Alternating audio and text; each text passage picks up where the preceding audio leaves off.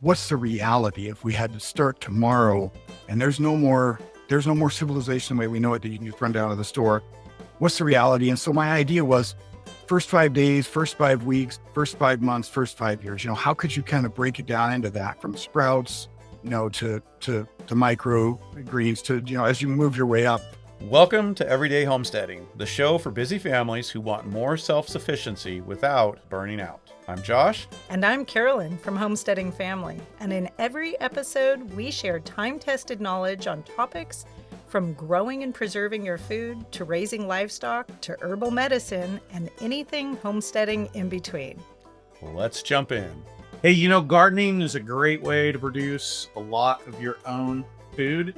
And it's something that our ancestors turned to not only when times got tough, certainly we tend to think of that Great Depression and whatnot, but was just a normal part of life for most of humanity. But these days we certainly think about inflation, times getting tough, maybe depression, the Great Depression, World War II. When times get tough, I'll just grow a garden. And, great idea. If you're following along with us, we love that. We want to see more people gardening. But, those of us that have actually gone out and learned to garden know it's not as easy as just pulling some seeds out of the closet, out of that vault, and putting them into the ground. It takes practice. It takes skill. Now, did you know that you can make decisions in your garden that can actually produce significantly more calories to get you through hard times, or you could end up with a garden that doesn't really help all that much? Today, I'm joined by Sam Coffman, author of Survival Gardening, Grow Your Own Emergency Food Supply from Seed to Root Cellar. I love this concept. This is going to be a great book. Sam, now, he's a former Green Beret, a clinical herbalist, and grew up homesteading. I just learned that. You guys are going to love this conversation with Sam. He's been walking the walk when it comes to resilience and food security. So we're going to have a great conversation. But before we jump in with Sam, we do want to say thank you to today's sponsor. And today's episode is brought to you by Layman's. If you've been around here for a while, you know how much I love good tools. And they don't have to be fancy, just simple, durable tools that will last for years and don't require plug in all the time to get the job done. And so when you're looking for those kind of tools, Lehman's is a great place to go check out. They've been around since 1955. Originally, they started out serving the Amish community, but today they're still the place to go if you're looking for hand tools, kitchen gear, wood stoves, or really just about anything homesteading and living a simpler, more self-sufficient life. One of the things I love is that they don't just sell products, they also share practical knowledge through their blog and resources and help you actually know how to use those tools as well. So if you're looking to add to your homestead toolkit or even just make your everyday life a little less dependent on electricity and gadgets, check them out at layman's.com. That's LEHMANS.com. We'll drop you a link in the show notes, and let's say hello to Sam Coffman. Looking forward to talking gardening and, of course, survival gardening. You got a new book on survival gardening, and we're going to get into that. But I'd love to just introduce your audience and love for us all just to hear your story. You were a Green Beret, you're a medic, you're an herbalist, fascinating guy. And so we'd just love to know your story a little bit about your journey from the military, maybe even in the military, if it's relevant, kind of getting you to this place here where you're talking survival gardening. Yeah, absolutely. Thank you, Josh. Thanks for having me. I'm happy to be here. Yeah, I would say my story probably, as it relates to this subject, started back in childhood because my parents were both avid gardeners. My dad grew up on a wheat and pea ranch in northeastern Oregon. My mom from the same area, and back in the days of Depression, where everybody grew survival gardens, per se, right? Or what was called a patriot garden, or whatever they called it during Dependent, during the war, they had, I think, like patriot gardens or something like that, and right. And it was really common, like during the Depression, the people would just come by to get enough food for the day. They'd weed the garden or do, what kind of jobs do you have around the house? It's pretty, I remember my mom talked about that a lot, I know, growing up. And my grandpa on her side was a fantastic gardener. Like he was kind of legendary in that area for being really understanding. And he was doing a lot of composting, I think, at the time too. But anyway, I grew up in a family where we canned all our food. We grew up. Uh, I was born in uh, outside a little bit in a rural area outside of Spokane, Washington. So that kind of a climate. Yeah, and it was It's close to us. Yeah. yeah, right. And most of my family's kind of from the Northwest originally, even though I mostly grew up in Colorado. But yeah, I remember as a kid, as a small kid, as soon as you're able to hold a shovel or a rake, you were part of the workforce. And um, I just kind of remember that, my mom being the first one that I used to be out there I remember like age going back to maybe 4 or 5 of her telling me that the plants that she talked to did better than the ones that she didn't. And so I remember talking to plants at a very early age, and we would, of course, picking our apples and our pears and all of our garden stuff, and then all the canning. And that was, it wasn't like we lived only off of that in the winter, but it was a big part of our food supply during that whole period of my life until I was a young, like kind of preteen, and we moved to Colorado. And even then, starting over again with that bentonite clay kind of soil that we had in the, up near the foothills, we're kind of in the west side of Denver, a little town, a little suburb at that time called Wheat Ridge. Now everything is just, a megalopolis. But back then it was a little more, we had enough of a property to be able to have some gardening. And that was the first thing, literally. I mean, aside from all the construction, because we remodeled every house we lived in. So aside from being, labor force for that, the first thing that we always did was like, gardens, how do you grow, what do we need to do? And it wasn't like there was a lot of science involved in it or even composting. If I knew what I knew now, boy, back then I'm thinking, gosh, I could have really helped my mom a lot, I think, with our soil health because our soil was horrible. And so we were putting, sand and just trying to break up that clay and growing whatever we could. In the first years, it's just, zucchini and squash. And then, as we get better and better, we started to grow a lot more. So, I mean, I guess gardening and for food has been a part of my life since I was a child. Yeah, this sounds like it's in your blood. I mean, you weren't probably calling it homesteading, but and we're today so many people talking about homesteading, growing their own food, preserving it, and you grew up, it sounds like, really doing that.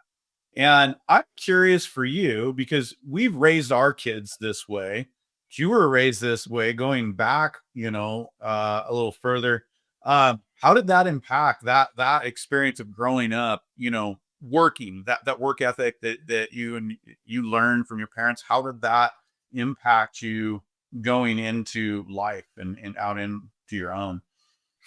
I would say it's part of why I am who I am today. I mean, if I'm not trying to brag about my situation, but many people would consider me to be very successful. I've started literally my own genre of education. There's nobody else that does what we do in our school of mixing austere and herbal and allopathic and even Chinese medicine all together. And this kind of in this relationship, it's like being who I am.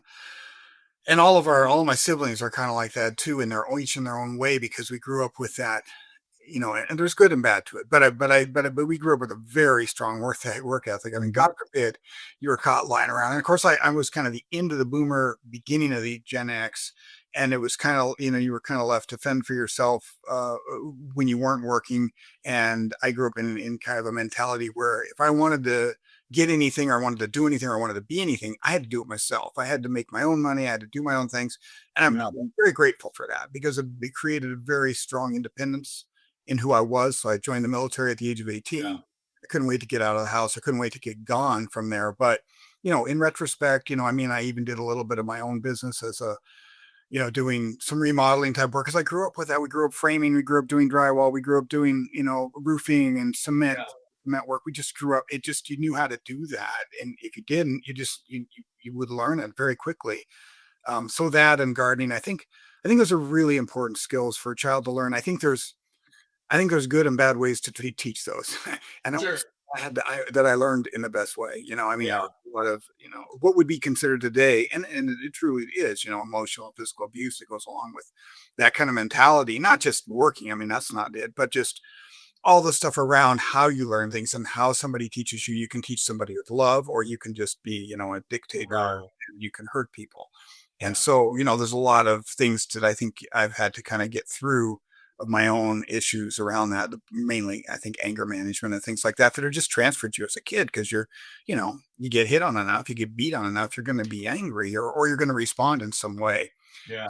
Not to go into too depth on that, but just in terms of the actual skills themselves, yeah, I feel very fortunate, that I grew up that way in that regard for the skills. Well, I appreciate it, and that's why I want to draw it out for a second because so many people that are listening and that are stepping into this homesteading life, certainly there's the food element and the security element and some of the things we're going to be talking about today, but there's also even just for raising kids in a place where they learn to work, they learn to be productive. I mean, for a lot of us, it's also teaching them self-worth, right? A lot of the world today, they don't have a lot of self-worth. The world doesn't value the kids. It just, there's not much for them to do but be entertained.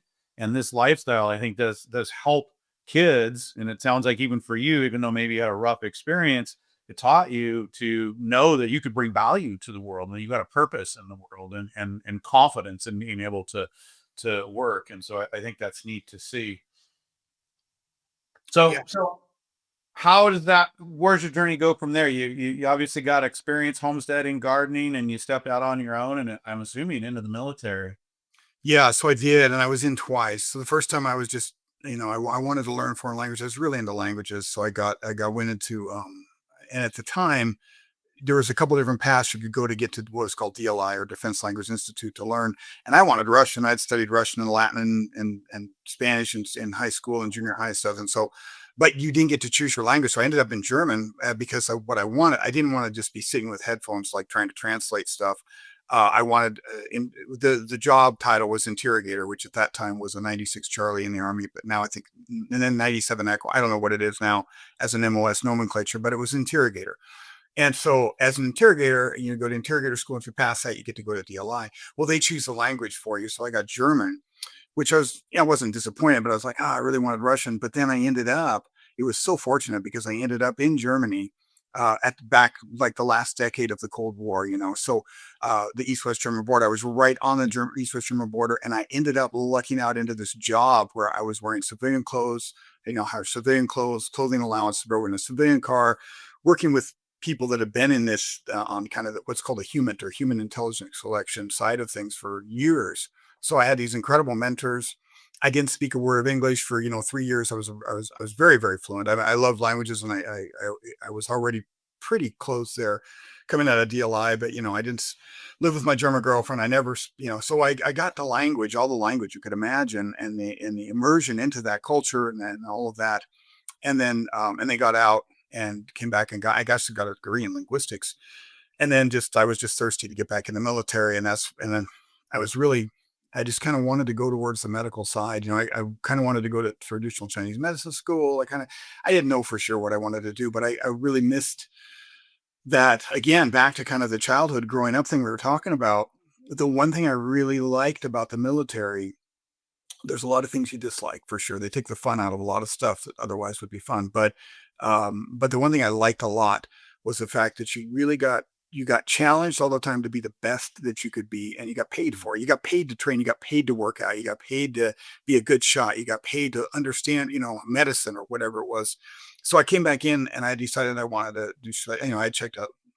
I originally was thinking Navy SEALs, and then, it's like, no, I really want a skill. Like I really want medicine out of this. So it was medic and all the way for me. So I came back into that, and that was a 6-year journey of getting through, of course, first all the selection and Q course, and then being on a team and all that stuff. So that ended up being 6 years of my life there. And in that process, prior to that, really a few years prior to that, I was already very interested in herbal medicine.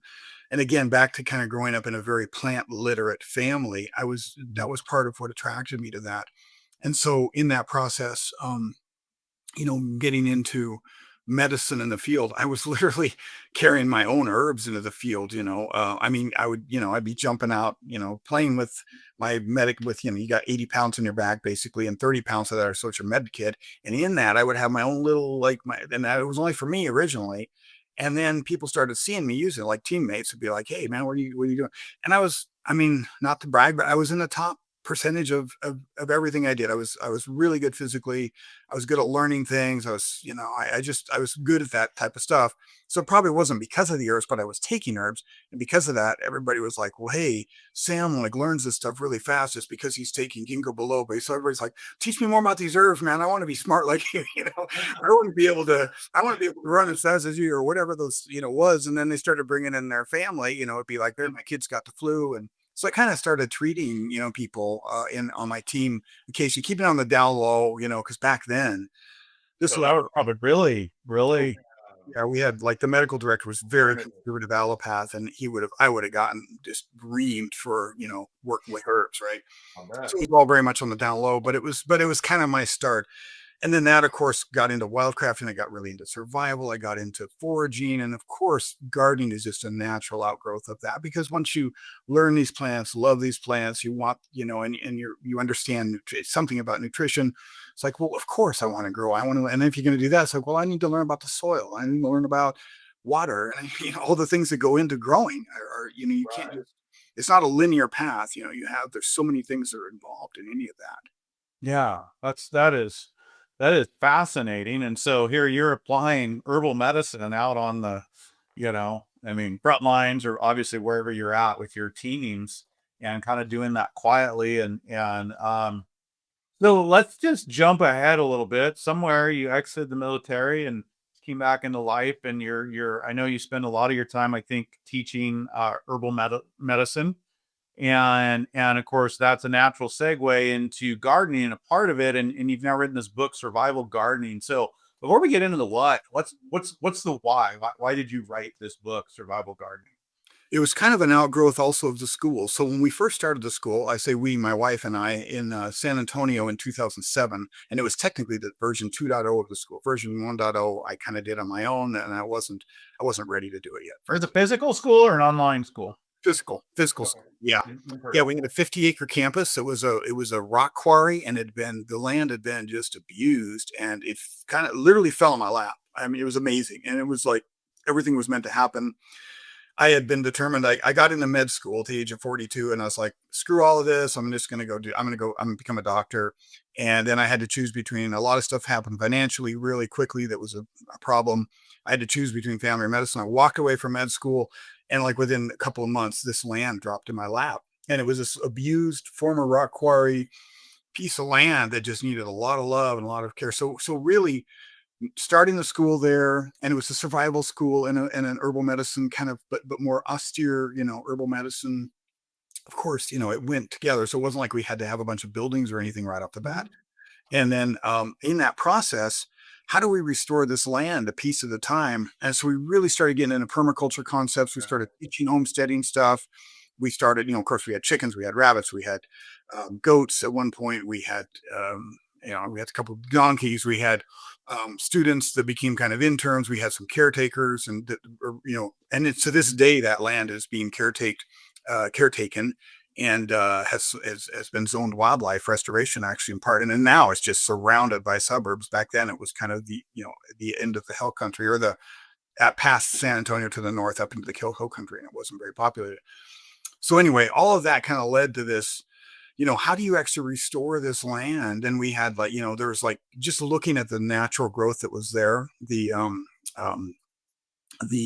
was some different specific plant growth that was kind of happening after they torn this land up really bad to excavate it for limestone, and so after that, and then it's like, well, then we put the goats in, and we just partition off areas, and then we do soil testing before and soil testing after. It's like, wow. And then we let the chickens in there. So we started doing this layered, permaculture that was starting to be the thing back then too. And it was working. It was incredible. So we started human manure composting to this day now. It's like we built these big human manure composting areas that were just, like elevated toilets over IBC totes basically, and it works really well. And down there you have the black soldier flies, and those things will eat everything meat related, whatever. And so it's just like the composting is speeded up, like 200%. So it was really, we're able to be really successful, I think, in all of that, and just have the land to actually do it on. And so of course, naturally gardening and went into that. And then, the classes of homesteading, it's like, okay, because I get preppers at the beginning. Our big demographic was preppers, not at all anymore, but back then it was. And Right. we get these guys coming in that would be like, telling me all about, trying to brag to me about all their gear they had and stuff and how they had seed banks with millions of seeds. And I'd be like, well, that's cool.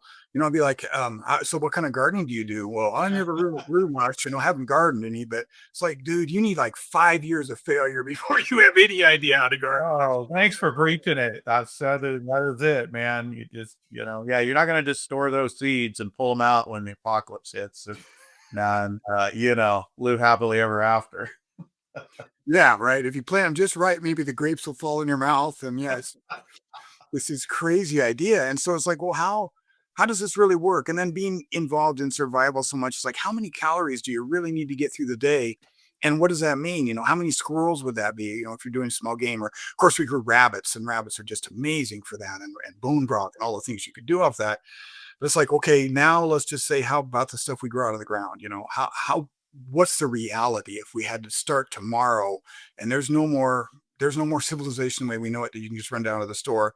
What's the reality? And so my idea was, first 5 days, first 5 weeks, first 5 months, first 5 years. How could you kind of break it down into that, from sprouts, to micro greens, to as you move your way up. Okay, so is that the format of your book? Kind of a. It is, yeah. Yeah, I like that. Okay, yeah. So yeah, and that's where it came in. And of course, mushrooms kind of can fit into there too. So us fungi and greens, plants, and macronutrients, micronutrients, and then a big part of that too. I mean, I integrated in at least one chapter that people don't think about is insects. I mean, and we just don't think about that in the U.S. But you got garden pests. Well, a lot of them you can eat, and the same thing is true with wheat. So many of our wheats. Gosh, I mean, amaranth and lamb's quarter. Those would be my first choice. Right? They're just amazing. We have a bunch of so we're in Taos now. Elevation of about 7,800 feet, and it's far different than growing in the hill country of Texas. Oh, yeah. And so we haven't really done much. I haven't been able to just getting the infrastructure together for the campus here. So this was the first year we did anything, and I just built a bunch of raised beds, some pallet beds and stuff. And my wife Sucha really did most of the growing. And in almost every one of those pallet beds, we got just like abundance of lamb's quarter and amaranth just started popping in. It's like, oh my God, this is so amazing.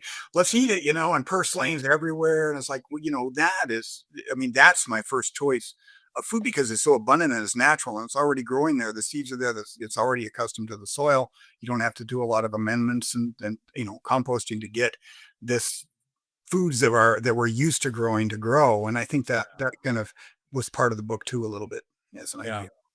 So what is the main, for people thinking about the book? Obviously we're going to suggest people go check it out and get it, but what's the main takeaway? What's the main point you want people to know and thinking about survival gardening in this book? The idea behind it, again, coming from how can you survive off of what you grow, and then kind of breaking that out, number one, kind of by the time zones that I told you, 5 days, 5 weeks, and so forth. But also, and maybe as important, if not more important, you as an individual, as a reader of this book, you might be in an apartment in in urban LA. You might be, living on a farm already. You might be somewhere where you just don't really have any soil health at all, and it's all desert around you, West Texas or something. What are your options, and how can you create a little micro environment, no matter where you're, whether it's in your back patio and you're doing vertical gardening, or whatever it is. And how do you start? Like, how do for the person that says, I don't even know what composting is. It's like, no problem, man. We got you. We can start under your sink with a little composting bucket, and it's the easiest thing in the world. And before you know it, you're going to be into it, and you're going to be growing worms, and you're going to be understanding more about soil health. So the idea was to really try to reach everybody as much as possible. And it's not a really highly in-depth book for for a gardening geek who already has it there and has been doing it for 10 years. There's some things they're going to probably get out they wouldn't have thought of. Like I said, insects and pests, and of course, water purification and water collection and things like that. How do you do all of the fix that in? But in terms of the actual depth of, like in-depth gardening specific to some of those things, they might not get as much out of it as somebody who's like, where do I start? And I want to grow food. I want to live off that food. How do I get started? Well, and I think you're speaking the language, talking to people in apartments, and even like, composting on the kitchen sink. For some people, that's like going to be like a what? I can do that. And that's, I mean, that aligns real well with our mission here, and just showing people that, homesteading's you know, it's more a state of mind at this point. And that's what we want to convey. And what I think you're conveying to people is that you can take steps no matter where you're at. And it sounds like that's what you're pointing to, in your book here, is that start right where you're at, right? Kind of a bloom where you're planted, if we want to use a gardening phrase. Is that, that sounds like that's what you're pointing at here. Absolutely. I think it's really critical that people understand that everybody, this is connected to every human being, I say this about herbs and herbal medicine a lot too, that the herbs that you need that are probably going to be the best for you are the ones that grow in your own ecosystem. There are some different tribes that had different Native American saints that were fairly similar across tribes. That anytime you live in an area at least 2 years, now those plants that are in your area are the ones that you are going to be the most. Your body is going to be the most responsive to as food and medicine. And that's, of course, assuming that you're living outdoors. I mean, now, you live in an apartment and the only time you're outside is to walk to the car or walk to work. Then, from the car in the garage, maybe that's not so much a thing. But this is a way too to get people really involved. I think many of the illnesses and the issues we have is literally an epidemic of some of them are very related to our disconnect from nature, from our ground, just take off your shoes and walk around barefoot in the garden.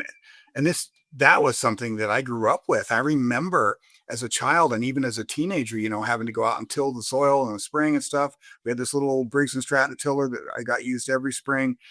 And, it was always like it took you about 2 days to get the thing running again. It seemed like I think that thing was like 50 years old.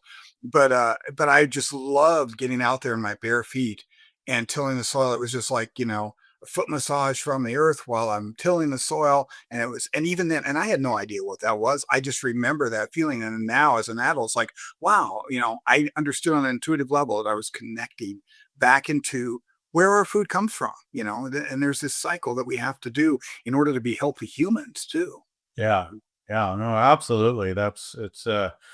I personally, I believe we were made to be in connection with the land, with the earth. I mean, that was our original job, is to steward, to take care of, to walk among, obviously to draw our sustenance from, but to be engaged with it and intimately. So I love your experience there. People thinking about this idea of a survival garden, what are some key elements for you when you talk survival gardening? What are some key elements that I assume span kind of different size gardens, different locations? Are there some key elements or points that you want people to think about if they're thinking about this idea of a survival garden?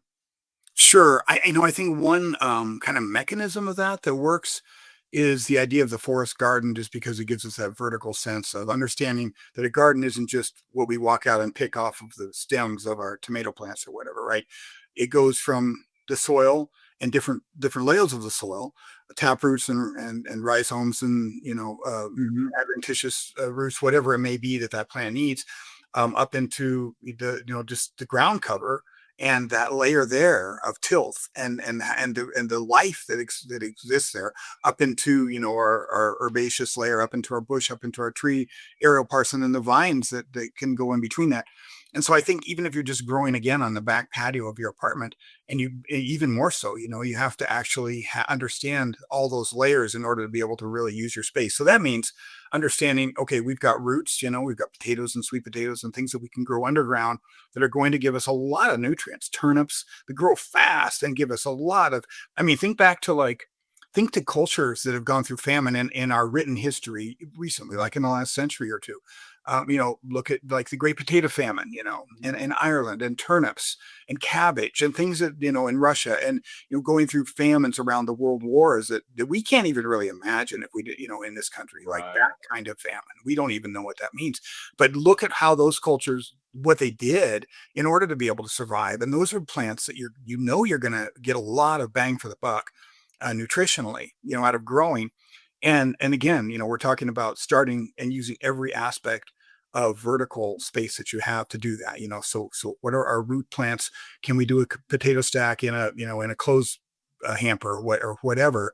we're going to use our clothes basket. I mean, it's something that we can just have stuff growing out the sides, and we've got layers of that, or a bucket, to be able to use all that space and have all those calories that are growing out of there for us, and all the way up into, again, our ground cover. What are our ground cover plants?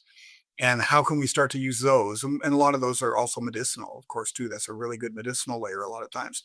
And then moving up into, and so these are kind of aspects that then get you, I think, keyed into, okay, well, what is soil? I mean, I always tell people, soil, sun, and water. I mean, if you can, those are three simple concepts that you can, of course, get very complex about. But if you can understand kind of how those things work together, in wherever you're at, whatever kind of sun you get, you're south facing or not, whatever, how much light can you get, for photosynthesis that you need, what's the quality of water and where you getting that water from, and then, of course, how can you nourish your soil and put those nutrients back in your soil, so you have that living, 5% of our soil, that's the living portion that we've stripped out, Right.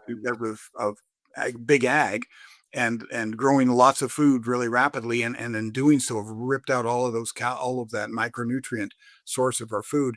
How can we put all that back in? How do we have living soil? And I think that becomes, and to most people, at least, that, granted, they're probably already interested in this. They come to our classes, or used to come to our homesteading classes. We don't do that anymore, but they were just, it's like once you start getting the soil health and all the things that go into that, people just become fascinated with growing plants, and how do I make this soil really rich, and what you want. And man, by the time we left San Antonio, that whole garden, I had three gardens, but really there was one that was just, I'd done some aquaponics as well. And so I had fish, I had tilapia, so I had a lot of fish waste. And man, that soil was like, it was like, I want to say like Betty Crocker black, cake mix or something. It was just, it's amazing. It was, so you could throw any seed at that soil. And there's people who live in areas of the US or around the world where you're lucky enough to be able to live in a place. You live in Hawaii, or you live in our parts of Oregon. You have that already. You can kind of throw your seeds at the soil and they grow. But most of us don't. Most of us have to really learn how to create that soil. Yeah, we got to build it and take care of it. I think that's really cool that you've gotten to take a piece of land like that and reinvigorate it. Being from the Southwest, I left because it was so dry and sandy, and wanting a better climate. Now, after being a student in permaculture for 20 years and doing different things, it's like I want to go back and see what I can do. I want to go find a piece of ground in the desert somewhere and see what I can do with that. So I think it's really cool. You've in essence done that in a place that was, I mean, pretty much mineral, right? Well, you started with hard mineral. And so I think that's fascinating that you've gotten to do that. But what I'm hearing, kind of like a backbone to the survival garden, soil, extremely important. I think I hear you saying, right? Learning soil building, not super complex, but something we need to get our head around. And then maximizing the use of space, I think, and that vertical concept, if I'm understanding you right, just really from what grows underground, like root crops, to everything growing up and vertical, seems to be another theme that it looks like you're centering on. Yeah. Yeah. I don't know if you're familiar with, I can't remember their names now, but, and I'm not sure, I'm not into this enough to know much, but I remember there is a family in LA that was growing some Mhm. amount of crops. Oh, Pasadena. Yeah, yeah. And I can't think of their name, but that was a dad who started with his daughters to help feed their family on this little 8th acre lot in Pasadena. And it's still going. I mean, I think dad's passed away now. And that family is still, they're providing for restaurants and doing all kinds of things in this tiny little space. So not only did they feed like 4 or 5 people from this little piece of ground, they ended up with a business out of it Yeah. Right. because of these exact principles that you're talking about. Yeah. Yeah. Yeah. I've known their name. It's not coming to me right now, but Right. yeah, they're pretty easy to find online. What are some staple crops for a certain, when we're talking survival garden, we can't just survive on lettuce and peppers, right? I mean, those are good things, but what would you say are some key survival crops for people to be considering? Yeah. So going back, kind of what I was saying about, of course, I don't want to repeat what I just said too much, but I do think, that some of this, the concepts around famine foods, that we're grown. So like, what are your kind of your calorie anchors? Your, again, your potatoes and sweet Yeah. potatoes are going to be there, right? squashes, right? And even corn, and a lot of crops like turnips are going to be a part of that. Beets, and of course, because beets you can use and turnips you use the whole plant, and they grow so fast, and they grow in crappy weather and colder weather, and you can get them going as the first plants that we generally would plant in the year. And then kind of, in your beans are going to be more in your, are going to be maybe some of your more macro nutrients, like for kind of what you can maybe call protein anchors, right? Mhm. So you're going to have like beans, and then I mentioned earlier like the wild stuff, right? Like amaranth and the seeds. We used to use the seeds a lot, and we would grind them into kind of a wild flour where we would use the seeds of amaranth. Of course, this is Central Texas, but amaranth seeds that were dried, and acorns from the live oak there, and what was the last? Oh, hackberry. Hackberries are amazing, and we just grind up the seeds and the fruit and everything, and you would get this just amazing kind of flatbread type flour that you could use. That was just, oh my gosh, it was so, you would just nourish, you just like eat a little cube of this stuff, and it was like concentrated protein. And so, you need that. You need your seeds as much as you can for any kind of fat. So kind of your fat anchors are going to be, of course, sunflower seeds and pumpkin seeds and things like that. And pumpkins is nice because you get the whole, you get the flesh and the seed off of that. Um, so that's kind of that, and then your more your micronutrient density stuff, like again, your leaves of your amaranth, your purslane is arguably the most micronutrient dense plant in the continental U.S. in my opinion. Um, you got lamb's quarters that grow wild everywhere, of course. Yeah. Also, any of your brassicas like kale are going to be fit in there as well. Cabbage, collard greens, another really good one there. And then, thinking about maybe storage, what are you going to be able to grow and store, and how long can you store it? So there, we start getting into some other concepts of storage concepts in general, but whether we're going to dry and save maybe seed plants, or whether we're going to dry and store, um, potatoes, onions, and so forth, and how we do that. Those are things to think about for the winter, of course, calories. Yeah, well, that's why I love the root crops that you're mentioning as a backbone, and the winter squash, because they're so easy to store. I mean, everybody wants to focus on canning and freeze drying, and then those are all great. We do all that. We got those skills, but man, it's nice when you can grow something, harvest it, and minimal work, store it, and it's there ready to eat, right? And you're not having to go through some of these other processes. Yeah. And I think especially if you're getting started, and those Yes. are just some great crops. Um, just kind of transitioning a little bit. Why did you write the book now? Why is this concept so important in this day and time right now to you? What do you want people to know about why we need to be thinking in these terms, and picking a book like yours and stepping out? Yeah. I don't know if I can second guess myself anymore on our situation, on the human condition, and in particular here, like, because I mean, at the time when I was 27 years old, and I just finished my degree, and I was going back in the military, in the special forces. And I remember hanging out with all the guys that I was kind of training and prepping to get into selection phase and stuff with. And everybody was like, "Why are you here?" "Well, yeah, I think the world's gonna end. I want to be ready for it." It's like 60% to 70% of the time you'd hear that. And I was like, "Yeah, me too." And now here I am, this I'm Right. 61 years old, and like the world hasn't ended, and now I'm getting too old for that. It's like, it would have been great if I was 30, but not now. I'm too tired for this stuff now, but but I do think, I mean, clearly, just with food prices and depending on where you live, even if you live in places where the distribution's great, like we literally, if we have to run back out of Texas, or Suchel has to, that's her, originally her home state.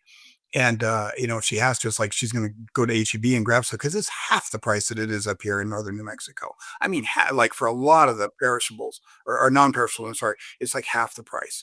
And it's crazy. And but even there, it's gone up a lot. And so food prices, I mean, I think that it's not even gonna be something that is, gardening is gonna start to become a necessity for a lot of people, and maybe it already is.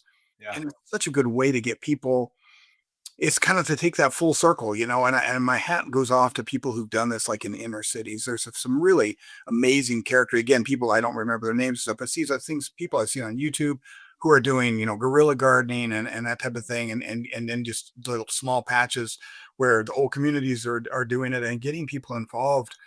Man, I mean, at Detroit, after it, kind of just completely collapsed in parts of the town out there, I went out and taught a wilderness first aid out there at their behest of a small group that was kind of a permaculture gardening group. And so I think I want to say it was north or east. It was the east side of Detroit that it was just like abandoned, like houses everywhere. It was taken over by, a lot of drug stuff and, gangs and that type of thing because there was, and of course, homeless population was just moving in all these places. So there's a lot of decay going on there at a community level. And now, or when I went out there, and this was quite a while back, it was like he got out of bed. I was staying at the woman that invited me out there, and she lived right in the middle of it. And it was like there was roosters crowing everywhere. There was little every single day there was a little farmer's market down at one corner. It's like these people are all growing. It was what an amazing way to pull a community back together and to provide, food that a lot of people couldn't afford. And there was a lot of people that couldn't afford food. There was unhoused folks that were coming in. There was a place where they could get food. It's pretty amazing. And so I think that pulls us all together. And my book, I wanted my book to kind of be I guess like a sort of maybe a catalog, like at, at least as a superficial level. Again, it's not big enough or possible to go into super depth on any one of those subjects, but every chapter to be at least a starting point for people to be able to say, how could I do this for myself, my community, my family, if I needed to survive on this? And how could we, and again, how can we pull people kind of together? It doesn't get into community kind of resilience and pulling people together that way per se as a subject. But I thought of it as being kind of a, sort of a blueprint that people could you pick and choose and cherry pick pieces that really fit for them, first for them and then for their neighborhood and so forth to be able to, do this because this is another subject. So like people, and this goes back to like preppers and when I first started teaching, I did a lot of survival and I did, we did some tactical type stuff and that type of thing as well. And, I'd always get these people coming in that would be like, sort of like I gave the example of the whole gardening thing with preppers. And this isn't to be disparaging towards preppers. I believe very strongly in the concept of being prepared for sure. Mhm. But it's just a certain kind of character person to tend to be that would come in and say, yeah, we're all set up in our house, man. Nobody's going to, we're going to bug in or even worse, we're going to just bug out. It's like, as soon as sign of danger, we're going to throw in our packs and bug out. It's like, you don't even know where you're going to go. You don't have enough there to live for more than a week on your back. And, and then it's like, well, then we're going to all bug in. It's like, that's cool. But no house is indefensible unless you built it as a bunker. It's not in the face, not defensible. No house is defensible against anybody who wants to break in. However, neighborhoods are defensible. Neighborhoods are very defensible. So that's the same thing with gardening. It's like, you may not be able to do all this on your own, but in a small neighborhood or a group of people, you're going to be able to accomplish a lot and really grow food. Yeah. Thanks for the call to community because, in this homesteading world or even the prepping world, and I like to poke fun at the preppers, beans, band-aids, and bullets, and we're just going to put it all in the closet, pull it out one day. No, I believe we need to live prepared. That's if we're thinking about these things, we want to live prepared. That's what you're talking about. But also self-sufficiency is a myth. I mean, I get the concept. We talk about it, we use it because it's what we all talk about. But the reality is none of us wants to be just totally self-sufficient. We need community. We're not an island. And so I love that you're drawing that out because yeah, the individual home, very hard to defend. The community, people working together can defend, whether you're talking military defense, which you're obviously an expert in, or you're talking about just taking care of each other and growing food and interacting and benefiting from different individual strengths. How powerful that is. And so important for people to be thinking that way to stay and not just, I'm going to hole up and take care of my own. That's not a recipe for success, in an age, where things are changing, and, you were talking and it makes me think of an old proverb that talks about knowing well the state of your flocks and your land because the crown does not endure and money flies away. Not remembering the exact, but basically what it's saying is know the land, know how to utilize and be close to the land because governmental systems change and fail and monetary systems change and fail. And that's just a part of the human experience. And I think that, what you're doing is helping us see that, and we're having this conversation that helps people go, yeah, I think a lot of people realize that on one level or another.